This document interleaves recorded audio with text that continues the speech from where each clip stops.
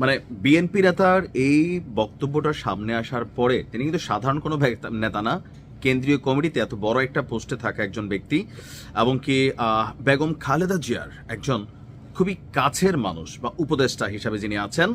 তো ওনার এমন বক্তব্য শোনার পর অনেকে বলছেন যে তাহলে আওয়ামী লীগ সরকার যে জামাতকে নিষিদ্ধ করছিল, তো এটা তো কোনো অপরাধ ছিল না মনে হয়, কারণ বিএনপি তারাও মনে করতেছে যে জামাতকে নিষিদ্ধ করতে হবে। তাও কেন?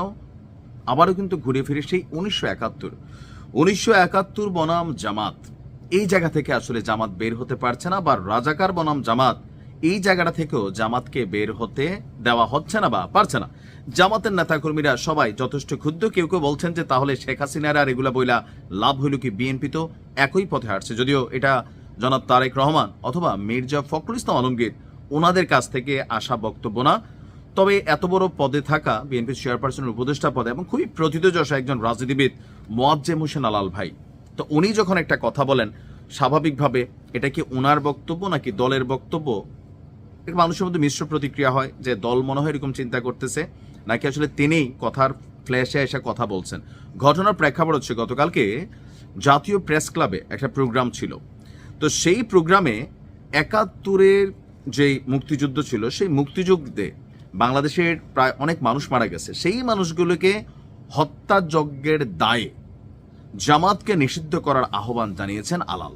তিনি বলছেন যে বিএনপির পক্ষ থেকে দাবি চলা উচিত 23 এবং 24 এবং এর আগের গণহত্যা, নির্মম নির্যাতন, নিপীড়ন, ভোটাধিকার হরণের জন্য যদি আওয়ামী লীগের কার্যক্রম নিষিদ্ধ হতে পারে, অর্থাৎ জুলাই আগস্ট আন্দোলনকে কেন্দ্র করে যা যা ঘটছে এগুলোর জন্য যদি আওয়ামী লীগের রাজনৈতিক কার্যক্রম নিষিদ্ধ করে দিয়ে থাকে এই সরকার, তাহলে 71-এর গণহত্যা, ধর্ষণ, নারকীয় হত্যাযজ্ঞের কারণে জামাত ইসলামকেও এই আন্তর্জাতিক অপরাধ ট্রাইব্যুনালের মাধ্যমে আপনার নিষিদ্ধ করতে হবে। ইভেন তাদের যে রাজনৈতিক কার্যক্রম সেইটাকেও নিষিদ্ধ করতে হবে। একই অপরাধে দুই রকম বিচার হইতে পারে না।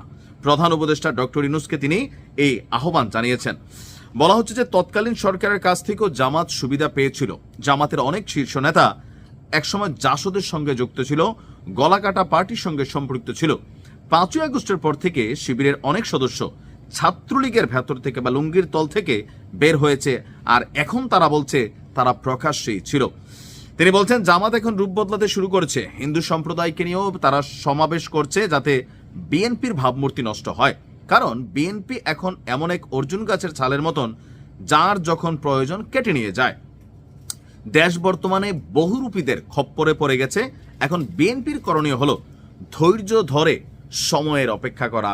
এর পরেই তো বুঝতে পারছেন যে ওনার 14 গোষ্ঠী উদ্ধার করা থেকে শুরু করে অনেক কিছুই এখন যারা জামাতের নেতাকর্মীরা আছেন তারা তাদের অবস্থান থেকে তাদের রাজনৈতিক অস্তিত্ব প্রকাশ বলেন, অনলাইন অস্তিত্ব প্রকাশ বলেন, তারা কিন্তু বিষয় নিয়ে তুমুল সমালোচনা করেছেন। ইভেন ওনার এই বক্তব্যের পর তাহের ভাই আবার পাল্টা বক্তব্য দিয়েছেন, বিএনপি আসলে অন্তরে অন্তরে ফেসিস্ট হওয়ারই স্বপ্ন দেখছে, বা তাদের সার্বিক কার্যক্রম অনেকটা ফেসিস্টের মতনই তৈরি হয়েছে। সারা বাংলাদেশে লুটপাট, চাঁদাবাজি বা বিভিন্ন অ্যাক্টিভিটিজের মাধ্যমে জনগণের কাছ থেকে এরা বিচ্ছিন্ন হয়ে গেছে। আর আগামী নির্বাচনে বিএনপির আসলে পায়ের তলের মাটি কতটুকু সেইটা এরা টের পাবে নীরব ভোট ব্যালটের বিপ্লবের মাধ্যমে। এখন যার যার পলিটিক্যাল পয়েন্ট অফ ভিউ থেকে তিনি এমন কথা বলবেনই। তবে জামাতের নিষেধাজ্ঞা ইস্যুতে ঘুরে ফিরে আবার সেই শেখ হাসিনার সিদ্ধান্ত সঠিক ছিল এমনটাই কি আসলে আলাল ভাই বললেন বা জনগণের কাছে বার্তা দিলেন, অথবা প্রধান উপদেষ্টাকে যে জামাতকে নিষিদ্ধ করার আহ্বান জানালেন, ডক্টর ইউনূসকে আসলে এই কাজ করবেন? জীবনও করবে না। কারণ এই সরকারের সবচেয়ে বড় বড় পদ পদবিগুলোতে আমরা শুনি বিভিন্নভাবে বা অভিযোগ আছে বিভিন্ন পক্ষের যে জামাত তাদের সেটেলমেন্ট করছে। এখন জামাতকে নিষেধাজ্ঞার কথা কল্পনা তো আনা যাবে না। আর আলাল ভাইয়ের এই কথা আমি যতটুকু বুঝি যে বক্তব্যের প্রেক্ষাপটে তিনি বলছেন, নাকি না আসলে বিএনপির কোনো কমিটির বৈঠক ছিল সেখানে এরকম চিন্তা ভাবনা হচ্ছে, আমার মনে হয় না। হয়তো এটা তার ব্যক্তিগত বক্তব্য, বাট যেহেতু তিনি দলের এত বড় একটা পাওয়ার পয়েন্টে তিনি আছেন, সো ওনার এই বক্তব্যটা কিন্তু আবার ওনার দলকেই দায়ভার নিতে হবে। নির্বাচন আসছে, অনেক কিছুই হবে, অনেক কিছুই ঘটবে, আমরা দেখতে থাকি কি হয়। ভালো থাকুন।